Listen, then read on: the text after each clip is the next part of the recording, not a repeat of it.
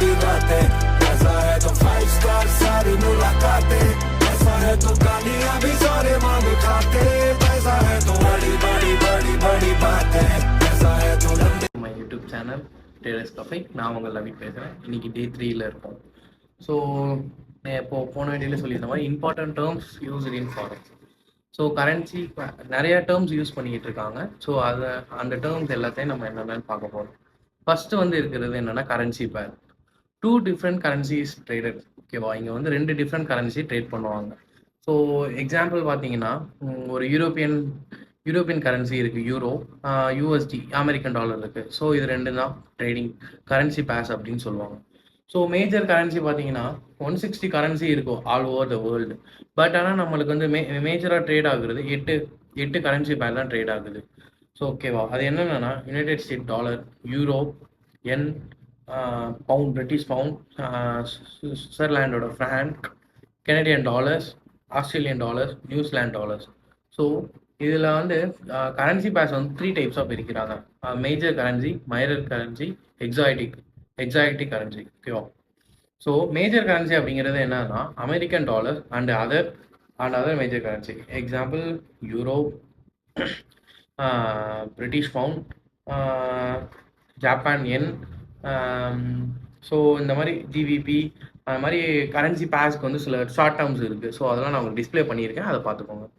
So first 3 பேர் இருக்குது. அது யூரோ யூஎஸ்டியும், யூஎஸ்டி ஜப்பான் டாலரும், ஜிபிபி பிரிட்டிஷ் பவுண்டும் யூஎஸ்டியும் தான் மேஜராக ஃபஸ்ட்டு கரன்சி பேர் ட்ரேட் ஆகுறது. ஸோ இதுதான் அதிக வால்யூம் இருக்குது அதில். ஓகேவா, மற்ற எதுவும் ட்ரேட் ஆகும், இது எல்லாமே மேஜர் கரன்சியில் வரும். ஸோ அடுத்து வந்து மைனர் கரன்சி அப்படின்னா என்னன்னு பார்த்தீங்கன்னா இதில் வந்து 21 பேர்ஸ் இருக்குது. ஸோ எக்ஸப்ட் யூஎஸ்டி தவிர மற்ற எல்லா நான் சொன்ன இந்த 8 மேஜர் கரன்சியும் ட்ரேட் ஆகும். அதில் தான் அது வந்து மைனர் கரன்சி, அது பேர் ஆகி ட்ரேட் ஆகுறது. ஓகேவா, மேஜர் கரன்சிங்கிறது வேற, உங்களுக்கு மைனர் கரன்சி அப்படிங்கிறது என்னன்னா பேர் கரன்சி இருக்குல்ல. ஸோ அதில் வந்து இந்த யூஎஸ்டி தவிர மற்ற எல்லாமே ட்ரேட் ஆகுறது தான் பேர் கரன்சி உங்களுக்கு. ஸோ அடுத்து வந்து எக்ஸாக்டிக் கரன்சி அப்படிங்கிறது என்னன்னா எமர்ஜென்சி கண்ட்ரி. ஸோ இப்போ தான் ஒரு கண்ட்ரி இருக்குது, அதுலேருந்து டெவலப் ஆகிட்டு இருக்கு அப்படிங்கிறது தான் எமர்ஜென்சி கண்ட்ரி. அதோட கரன்சியோட இதுதான் எக்ஸாக்டிக் கரன்சி பேர். ஸோ இப்போ எக்ஸாம்பிள் பார்த்தீங்கன்னா நம்ம ஐஎன்ஆர் இருக்குது, இந்தியன் ருப்பி இருக்குது, யூஎஸ்டியும் ஐஎன்ஆர் இருக்குது, euro INR, GBP INR, JPY INR. So இதெல்லாம் வந்து நம்ம இந்தியாவில் ட்ரேட் பண்ணிக்கலாம். ஸோ இது வந்து என்னன்னு பார்த்தீங்கன்னா உங்களுக்கு வந்து இது வந்து லீகல். ஸோ அது எப்படி ட்ரேட் பண்ணலாம், கம்யூனிட்டிஸ் லைக் அதில் 24 ஹவர்ஸ் ட்ரேட் ஆகும். ஸோ இதில் வந்து நீங்கள் லீகலாக ட்ரேட் பண்ணிக்கலாம். ஸோ நெக்ஸ்ட் இப்போது 2 இருக்கும், 2 பேர் ஆஃப் கரன்சியில் 2 இருக்கும். ஃபர்ஸ்ட் வந்து ஜிபிபி அப்புறம் யூஎஸ்டி இருக்குது அப்படின்னா இதான் வந்து ஜிபிபியும் யூஎஸ்டியும் எடுத்துருக்கோம். ஸோ இதில் வந்து நம்ம எதில் ட்ரேட் பண்ண போகிறோம் அப்படின்னா 2 இருக்கும்ல. ஃபஸ்ட்டு இருக்குதுல்ல பேஸ் கரன்சி, குவார்ட்ஸ் கரன்சிம்பாங்க. ஸோ பேஸ் கரன்சி தான் நம்ம ட்ரேட் பண்ணுறோம். ஸோ வந்து ஃபஸ்ட் பேஸ் கரன்சி தான் நம்ம ட்ரேட் பண்ணுறோம், பை ஆர் செல் பண்ணுவோம். ஓகேவா, அடுத்து வந்து பிட் ப்ரைஸ் இருக்கும், ஆஸ்க் ப்ரைஸ் இருக்கும். ரெண்டு இருக்கும் உங்களுக்கு டிஃப்ரென்ஸு. பிட் ப்ரைஸ் அப்படிங்கிறது என்ன அப்படின்னா நம்ம செல் பண்ணுறோம்ல அதுதான் பிட். ஆஸ்க் ப்ரைஸுங்கிறது நம்ம பை பண்ணுறது. ஸோ இதில் வந்து நீங்கள் எப்படி ஆஸ்க் ப்ரைஸ் பிட் ப்ரைஸ் கண்டுபிடிப்பீங்க அப்படின்னா ஆஸ்க் ப்ரைஸ் என்றைக்குமே ஹை அமௌண்ட்டாக இருக்கும், பிட் ப்ரைஸ் என்றைக்குமே லோ அமௌண்ட்டாக இருக்கும். ஸோ ஒருத்தவங்க பை பண்ணுறதுக்கு ரெடியாக இருப்பாங்க, இன்னொருத்தவங்க செல் பண்ணுறதுக்கு ரெடியாக இருப்பாங்க. ஸோ இதனால தான் ஸ்ப்ரெட்டுங்கிற ஒன்று உள்ளே வருது. ஸோ ஸ்ப்ரெட்டு அப்படின்னா என்னென்னா ஆஸ்க் பண்ணுற ப்ரைஸ்க்கும் பிட் பண்ணுற ப்ரைஸ்க்கும் டிஃப்ரென்ஸ் இருக்குல்ல. ஸோ நீங்கள் ஆஸ்க் பண்ணுற ப்ரைஸ் வந்து அதிகமாக தான் இருக்குது, பிட் பண்ணுற ப்ரைஸ் வந்து கம்மியாக இருக்குது. ஸோ இதில் நீங்கள் ஒருத்தவங்க வாங்குவாங்க, ஒருத்தவங்க விற்பாங்க. ஸோ அதனால் இதில் தான் ஸ்ப்ரெட்டில் தான் இந்த ப்ரோக்கரேஜ் எல்லாமே சம்பாதிப்பாங்க. ஸோ அதனால தான் நம்மளுக்கு எந்த ஒரு டிரான்சாக்ஷன் ஃபீஸும் கிடையாது. இப்போ நான் லைக் இந்தியன் மார்க்கெட் ட்ரேட் பண்ணுறீங்க அப்படின்னா நீங்கள் உங்களுக்கே தெரியும், ஒரு பை ஆர் செல்லுக்கு வந்து 20 rupees 20 to 40 சம்திங் பிடிப்பாங்க. ஸோ அந்த இது கிடையாது, அதுக்கு பதிலாக இதில் ஸ்ப்ரெட்டுங்கிற ஒன்று இருக்குது. ஸோ அடுத்து வந்து பிப்ஸ் அப்படிங்கிற ஒரு வார்த்தை இருக்குது. எக்ஸ்சேஞ்சோட ரேட் இருக்குல்ல, கரன்சி பேர்ஸோட கரன்சியோட ரேட் இல்லாட்டினா ஒரு எக்ஸ்சேஞ்சோட ரேட் அதை மெஷூர் பண்ணுறது பிப்ஸு. ஸோ இப்போ எப்படி நம்ம வெயிட்டு இப்போ கேஜியில் மெஷூர் பண்ணுறோம்ல, அது மாதிரி வந்து கரன்சி பேர்ஸோ இல்லை எக்ஸ்சேஞ்சோட ரேட்டை வந்து மெஷூர் பண்ணுறதுக்கு வந்து பிப்ஸ் யூஸ் பண்ணுறோம். ஸோ அடுத்து வந்து லாட் சைஸ் அப்படிங்கிறது என்னென்னா standard lot, mini lot, micro lot அப்படிங்கிறது இருக்குது. ஸோ ஸ்டாண்டர்ட் லாட் அப்படிங்கிறது என்னென்னா 1 லேக், வால்யூம் வந்து 1. ஸோ மினி லாட் அப்படிங்கிறது 10,000, 0.10. ஸோ மைக்ரோ லாட் அப்படிங்கிறது 1, 0.01. So most of the traders எல்லாம் பிகினர்ஸாக இருந்தீங்கன்னா மைக்ரோ லாட்லேயே ட்ரேட் பண்ணுங்கள். ஸோ நேனோ லாட்டுங்கிறது 100, 0.001. ஸோ இது எந்த ப்ரோக்கரும் ப்ரொவைட் பண்ணுறதில்ல, மேக்ஸிமம் மைக்ரோ லாட். ஸோ பிகினர்ஸாக இருக்கவங்க மைக்ரோ லாட்டில் வச்சு ட்ரேட் பண்ணுங்கள். நம்ம குவான்டிட்டி எவ்வளோ எடுக்கிறோமோ அதான் லாட் சைஸு, ஓகேவா? அடுத்து வந்து சென்ட் ட்ரேடுன்னு ஒன்று இருக்கு. ஸோ அமெரிக்கன் இப்போது இந்தியன் ருப்பியில் நம்ம 10,000 இப்போ நம்ம ட்ரேட் பண்ணுறது எல்லாமே யூஎஸ் டாலரில் ட்ரேட் பண்ணுவோம். இப்போ நம்ம சென்ட்டில் ட்ரேட் பண்ணணும் அப்படின்னா சென்ட் அப்படிங்கிறது என்னன்னா, இப்போ நம்ம 10,000 உள்ள இன்புட் பண்ணுறோம் அப்படின்னா 10,000 அப்படியே இருக்கும். ஸோ இதுதான் சென்ட் அக்கௌண்ட்டுங்கிறத சொல்கிறது. நீங்கள் சென்ட்டை வந்து இப்போ நம்ம இந்தியன் ருப்பியை வந்து யூஎஸ் டாலர் கன்வெர்ட் பண்ணி தான் ட்ரேட் பண்ணணும். ஆனால் இது சென்ட் அக்கௌண்ட்டில் அது தேவை கிடையாது.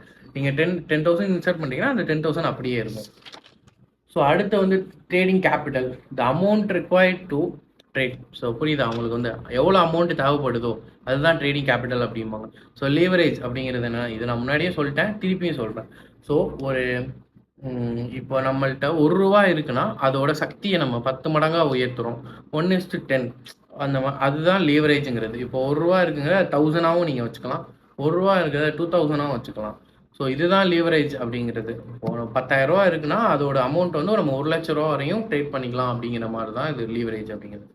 த margin, the actual amount required to trade. அடுத்து மார்ஜினுங்கிறது அப்படின்னா actual amount required to trade. இப்போ ட்ரேடிங் கேபிட்டல் வேற, மார்ஜின் வேற. ஸோ ரிக்வயர்டு மார்ஜின் அப்படிங்கிறது இப்போ ட்ரேட் பண்ணுறதுக்கு, ஒரு பை பண்ணுறதுக்கும் ஒரு செல் பண்ணுறதுக்கும் இவ்வளோ மார்ஜின் தான் தேவைப்படும். நம்ம வந்து எக்ஸ்ட்ரா ட்ரேட் பண்ணிக்கிட்டே இருக்கலாம். ஸோ ஆனால் இந்த ஒரு பையார் செல்லுக்கு இவ்வளோ மார்ஜின் தேவைப்படும், அதுதான் ரிக்வயர்டு மார்ஜின். அடுத்து வந்து ரோல் ஓவர். ஸோ ஒரு பிஸ்னஸ் டேவை கால்குலேட் பண்ணுறது தான் அந்த ரோல் ஓவர். எப்படி சொல்கிறது, இப்போது ஒரு பிஸ்னஸ் டே முடியுது அப்படின்னா சின்னதாக மைக்ரோ செகண்டில் அது வந்து ஆஃப் ஆகி ஆன் ஆகும்.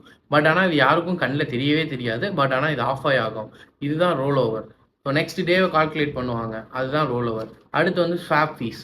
அது எப்படி, ஸ்வாப் ஃபீஸ் அப்படிங்கிறது என்னன்னா, இப்போ இந்த ரோல் ஓவர் நடக்குதுல்ல, ஒரு பிஸ்னஸ் டே முடிஞ்ச அடுத்த பிஸ்னஸ் டே ஸ்டார்ட் ஆகுதுல்ல, ஸோ அப்போதைக்கு கால்குலேட் பண்ணுற அந்த ஃபீஸ் தான் ஸ்வாப் ஃபீஸ்.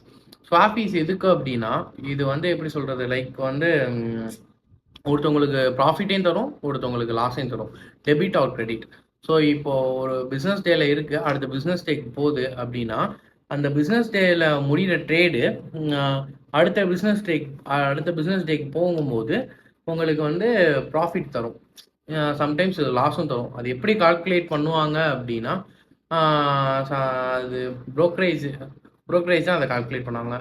ப்ரோக்கரேஜும் இதுக்கும் எந்த சம்மந்தமும் கிடையாது. ஆனால் இது ரோல் ஓவர் மூலயமா தான் கால்குலேட் பண்ணுவாங்க. அடுத்து வந்து ஸ்வாப் ஃப்ரீ அக்கௌண்ட் அப்படிங்கிறது இப்போ மோஸ்ட் ஆஃப் த ப்ரோக்கரேஜ் எல்லாம் ப்ரொவைட் பண்ணுறாங்க. ஸோ அதனால் வந்து விளம்பரத்துக்காக தான் பண்ணுறாங்க. ஆனால் ஸ்வாப் ஃபீங்கிறது ஒரு கஷ்டமான இது டாபிக். ஸோ அதனால் யாராலையும் புரிஞ்சுக்க முடியாது. ஆனால் புரிஞ்சுக்கிட்டால் அது ஈஸி தான். என்னால் எக்ஸ்பிளைன் கரெக்டாக பண்ண தெரில. பட் இதான் ஸ்வாப் ஃபீஸ் அப்படிங்கிறது ஒரு டெபிட் ஆர் கிரெடிட் தான். ஒருத்தவங்களுக்கு லாபமும் வரும், ஒருத்தவங்களுக்கு அடுத்த நாள் நட்டமும் வரும். ஸோ ட்ரேடை முடிச்சிடறாங்க, அடுத்த நாள் காலைல பார்த்தா லாஸ் ஆகிருக்கும் சம்திங். இது எப்படி லாஸ் ஆனிச்சுன்னு பார்க்கும்போது அந்த ரோல் ஓவர் இதான் நடந்திருக்கும், ஸ்வாப் ஃபீஸ் பிடிச்சிருப்பாங்க. ஸோ நெக்ஸ்ட் வந்து வால்யூம். அது உங்களுக்கே தெரியும், அமௌண்ட் ஆஃப் ரிக்வயர்டு வால்யூம் எவ்வளோ வால்யூமில் மார்க்கெட் ட்ரேட் ஆகிட்டு இருக்கு அப்படிங்கிறத நீங்களே பார்த்துக்கலாம். அடுத்து வந்து லிக்விடிட்டி அப்படிங்கிறது assert into ready cash. So assert இருக்குது அப்படின்னா லிக்விடிட்டி அப்படிங்கிறது என்னென்னா, ஒரு சர்டன் டைப் ஆஃப் வால்யூம் இருக்கும், அதை வந்து ரெடி பண்ணுறது தான் அந்த லிக்விடிட்டி. ஸோ அடுத்து வந்து வாலிடிட்டி அப்படிங்கிறது இந்த மார்க்கெட்டோட ஃப்ளெக்சுவாலிட்டி, அதுதான் ஃப்ளெக்சுவாலிட்டி தான், எவ்வளோ மூவ்மெண்ட் ஆகுது, எவ்வளோ ஹை அண்ட் லோ போயிட்டுருக்கு அப்படிங்கிறது தான் வாலிடிட்டி. ஸோ இதோட என்னோட வீடியோ முடியுது. அடுத்து வந்து இந்த ஃபாரெக்ஸ் மார்க்கெட்டுக்கு பின்னாடி யார் இருக்கா அப்படிங்கிறத நம்ம நெக்ஸ்ட் வீடியோவில் பார்க்க போகிறோம். ஸோ அப்கமிங் வீடியோஸை பார்த்துக்கிட்டே வாங்க, உங்களுக்கு ஃபாரெக்ஸோட ஒரு கிளியரன்ஸ் கிடைக்கும். So this is